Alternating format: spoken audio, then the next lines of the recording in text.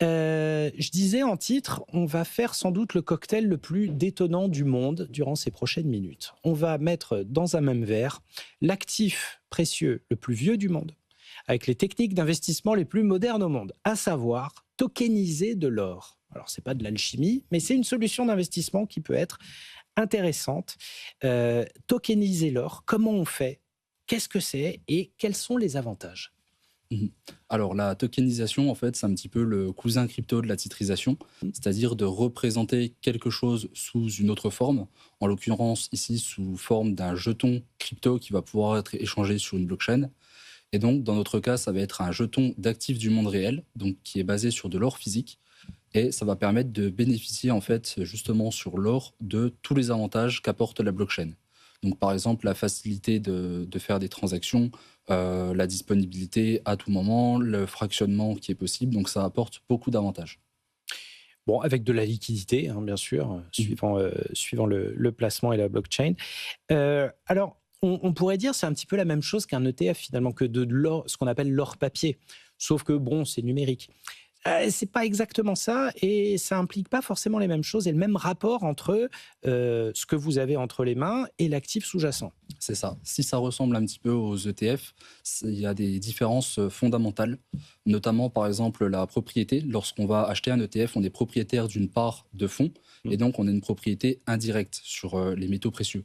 Et parfois, même dans le cas de certains ETF dits synthétiques, c'est des ETF qui ne possèdent pas réellement d'or, mais qui vont acheter une combinaison d'actions pour Mm. reproduire de façon artificielle le cours de l'or. Mm. Donc, il peut y avoir certaines différences, et même dans le cas d'ETF physiques, parfois qui détiennent un petit peu moins d'or que les objectifs de gestion pour des raisons opérationnelles. Là, avec la tokenisation sous forme de crypto, on va pouvoir avoir une propriété directe des métaux précieux qui sont stockés en chambre forte par l'émetteur. D'accord, oui, oui, c'est vraiment de la propriété directe là pour le coup. Alors justement, si c'est de l'or, qu'il existe et que le token est indexé, comment on s'assure que l'émetteur a bien l'actif dans un coffre, bien à l'abri, un lingot, une pièce, enfin un actif en or? Comment est-ce qu'on fait? Alors, ça va passer concrètement par des audits. Nous, par exemple, dans le cas de notre jeton Vera One, c'est un cabinet qui vient auditer les métaux précieux chaque année. Donc, c'est un auditeur qui est essayeur membre de la LBMA, donc l'Association des métaux précieux. Tout à fait, oui. Et c'est un audit qui va être fait sur place, donc avec un accès direct aux métaux précieux au sein des chambres fortes, et avec la capacité aussi non pas de simplement auditer des pièces comptables, mais de vraiment pouvoir s'assurer de la qualité des métaux précieux. D'accord et vous faites appel à des banques, à des investisseurs derrière qui Alors, stockent l'or pour vous? nous concernant, on va stocker l'or de nos clients. Donc, au travers du jeton Vera One, pour chaque jeton, ils vont acquérir l'équivalent d'un gramme d'or qui sera stocké en chambre forte. Mmh. Et ces chambres fortes font partie de la maison mère du groupe, au coffre, qui va avoir des entrepôts et des chambres fortes en Suisse. Bon, on va pas non plus vous donner l'adresse, hein, mais OK, on sait que c'est en Suisse. Globalement, c'est bien gardé.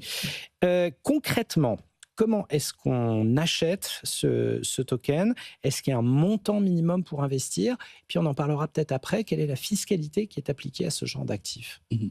Eh bien, pour en acheter, il est possible de les acheter directement auprès de Cryptcool, donc de créer un compte, passer les procédures de vérification d'identité qu'on retrouve un petit peu sur chaque plateforme. Et après, par virement bancaire, par exemple, il est possible d'en acheter dès 10 euros. Donc, ça Des 10 permet euros. vraiment d'acheter des fractions, même en dessous du gramme. Après, voilà, en termes de fiscalité, à la revente, on va être sur la fiscalité des cryptoactifs, étant donné qu'on achète malgré tout un cryptoactif au sens du droit. Donc, ça va permettre de bénéficier, par exemple, du sursis d'imposition sur les Mmh. échanges crypto à crypto. Mais lorsqu'on le revend, on va avoir la fiscalité des cryptos et non pas la fiscalité des métaux précieux. Et donc, par exemple, ce token, je peux le garder sur une clé offline sur moi. C'est ça, tout à fait. On peut le garder sur un portefeuille matériel ou Mmh. même logiciel et le transporter librement avec soi, pouvoir l'échanger, même par exemple en dehors des horaires d'ouverture de marché. Bien Donc, sûr. typiquement, on peut faire des transactions le dimanche quand les marchés des métaux précieux sont fermés. Mmh.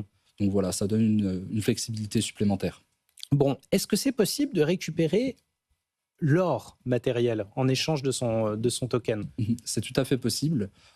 Sur le Vera One, on va être sur des lingots d'1 kilo. Donc pour les récupérer en Suisse, on va demander une quantité équivalente et ce sera Mmh. directement sorti des entrepôts. Et pour des quantités moindres, étant donné que sur un lingot d'1 kilo, on est au-dessus de 100 000 euros, on propose la possibilité de les échanger contre des produits du groupe. Donc soit par exemple sur au coffre et se faire livrer par exemple des pièces ou des lingots chez soi, ou sur Veracash, un compte en métaux précieux, et là on a l'opportunité de l'utiliser par carte bancaire. Ah d'accord, oui, donc vous, vous variez les supports de manière à arriver à la bonne quantité, etc. et au prix exact de l'actif et du token qui est réservé. C'est ça, tout à fait. Ok. Tiens, un cas de figure un petit peu baroque. Supposez chez moi, j'ai un lingot, j'ai une pièce, j'ai un truc qui est répertorié, sur lequel il y a un cours physique quotidien, qui est sur la bourse des métaux précieux. Supposons, j'ai une pièce, j'ai un petit lingotin. Est-ce que je peux le tokeniser avec les solutions que vous proposez ou d'autres? Alors tout à fait, nous on va vous permettre de tokeniser cet or. Donc c'est valable sur de l'or à partir de 18 carats. Donc ça s'applique aussi à des bijoux, à des pièces ou même à des lingots. Ils vont être expertisés par notre équipe de spécialistes, et la contre-valeur en poids fin va vous être donnée sous forme de Verawan, qui représente en fait la propriété de cet or. D'accord. Donc ouais, l'or est à vous et vous avez le token sur vous. C'est ça. Et voilà. De façon plus opérationnelle, il est possible pour des montants de moins de 5 000 euros de le faire par envoi postal sécurisé, de venir l'apporter directement à nos bureaux de Bordeaux ou de Paris, ou dans certains cas aussi de prévoir un enlèvement à domicile. Bon, non, c'est étonnant. Ça date de quand? Vous avez commencé quand à travailler la tokenisation de l'or? Alors, il a été créé fin 2019. Ouais. Et là, ça fait un peu plus d'1 an et demi qu'on a rapatrié en fait, le projet sur Crypcool, qui est une entité enregistrée PSAN en France. Oui, oui, oui. Donc, pour la conformer au droit européen MiCA. MiCA, oui, exactement. Donc, c'est vraiment, vraiment bien encadré. Je suppose qu'en plus, là, en ce moment, vu la bourse qui a pris le cours de l'or depuis le début de l'année, il doit y avoir beaucoup de demandes.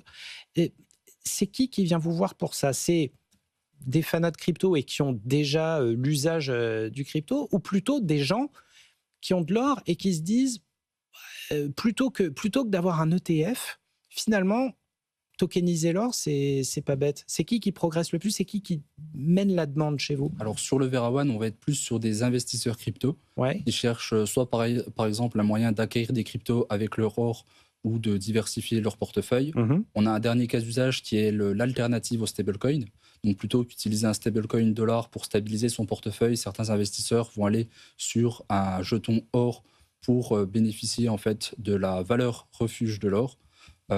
Et enfin, sur d'autres usages plus métaux précieux, là, souvent, nos clients se tournent plutôt vers les autres entités du groupe. Et ben voilà, une solution de plus pour investir dans l'or à sa mesure, via les tokens, via la technologie crypto. C'est Crypcool. Alexis Boglin qui était avec nous. Merci de nous en avoir parlé. On va faire une petite pause réclame.